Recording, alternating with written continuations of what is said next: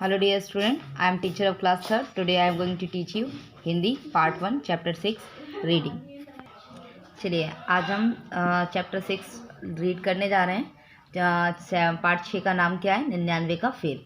Read करेंगे, ठीक है। एक राजा अपने महल की छत पर अपने महामंत्री के साथ बैठा हुआ था। कौन बैठा हुआ था? राजा बैठा हुआ था महामंत्री के साथ। उसके महल के नीचे एक गरीब मजदूर पति पत्नी रहते थे। कौन रहते थे? गरीब थे, जो मजदूर भी थे और वो दोनों पति पत्नी भी थे, वो रहते थे। वे खूब हंसते थे और हमेशा प्रसन्न रहते थे। राजा उन्हें आश्चर्य से देखता था। आश्चर्य से मतलब बड़ी हैरानी से देखता था। राजा ने मंत्री से कहा, हमारे पास इतनी बड़ी दौलत है, राज्य है, सभी साधन है, लेकिन ये जोड़ा जिस तरह खिलखिलाकर हंसता है वैसी हंसी हमें नसीब नहीं हुई। क्या कारण है? उसने क्या पूछा कि भाई हमारे पास इतनी दौलत है, साधन है, इतनी सारी चीज़ें सुविधाएं हैं, फिर भी हम लोग इतना खिलखिलाकर नहीं हंसते हैं जितना खिलखिलाकर ये लोग हंसते रहते हैं। इसका क्या कारण है? मंत्री बोला, महाराज मुझे केवल 99 रुपये दीजिए।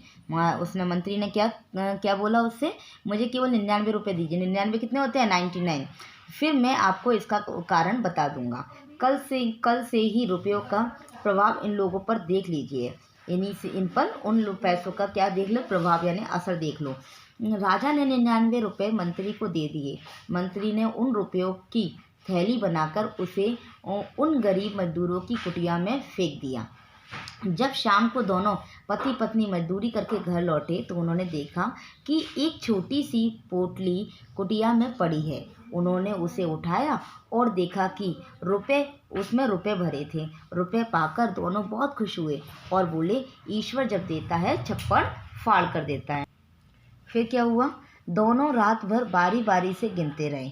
क्या किया? एक एक करके दोनों ने गिने पैसे, परंतु हर बार निकलते 99 रुपये थे। वे हैरान थे कि 99 रुपये कैसे हुए, कैसे हैं? 100 रुपये होने चाहिए थे। हाँ सही बात है ना, 99 रुपये कैसे आ सकते हैं? अगर भगवान देगा तो 100 रुपये पूरे देना चाहिए।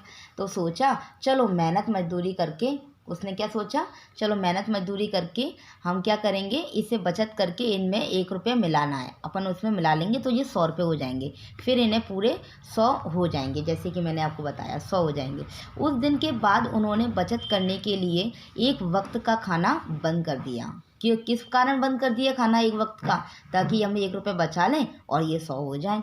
अब उनकी हंसी और प्रसन्नता गायब हो गई। क्या गायब हो गई? हंसी और प्रसन्नता। प्रसन्नता मतलब खुशी, हंसी और खुशी गायब हो गई। वे दिन रात यही सोचते थे कि किसी तरह उनके पैसों में बढ़ोतरी हो जाए। ये सोच कर उन्हें ना नींद आती थी और ना ही दिन में चैन मिलता था। वे हमेशा बेचैन ही बने रहते थे या रहने लगे। एक दिन मंत्री ने राजा से कहा, महाराज अब देखिए नीचे क्या हो रहा है। क्या कहा उसने? महाराज अब देखिए नीचे क्या हो रहा है। चलिए, राजा ने नीचे देखा कि वे दोनों आंगन में सिर पकड़कर सोच में पड़े हैं। हंसी खुशी खत्म हो चुकी है। राजा ने मंत्री से पूछा, इनको क्या हो गया है? मंत्री ने उत्तर दिया, महाराज 99 का चक्कर है। ये 1 रुपया बनाने की सोच में पड़े हैं। किसी तरह 1 रुपया की बचत हो जाए और इनके पास 100 रुपये हो जाएंगे। इसी सोच ने इनका सुख चैन छीन लिया है। आप तो करोड़ों बनाने के चक्कर में, फिर आपको हंसी कैसे आएगी? हाँ, राजा तो क्या कर रहा है? राजा को थोड़ी ना 100 रुपये बनाने, उसे तो करोड़ों बनाने थे, इसलिए फिर उसको हंसी कैसे आएगी? तब जाकर राजा की समझ में आया कि 99 का फेर बहुत बुरा होता है। जो इसके फेर से बच गया, खुशी भी उसी के पास बची रहती है। इसलिए क्या करना चाहिए? हमें केवल सारे चक्कर छोड़ छाड़ कर खुश रहना चाहिए। जो होगा देखा जाएगा। हमें क्या करना है? केवल अपने काम को ऑनेस्टली करना चाहिए। इस तरीके से ये स्टोरी फिनिश हो गई है ना। अब नेक्स्ट पार्ट में मैं आपको क्या करवाने वाली हूँ, मीनिंग्स या एक्सरसाइज जो भी पार्ट रहेगा वो कंप्लीट करेंगे। Okay, thank you.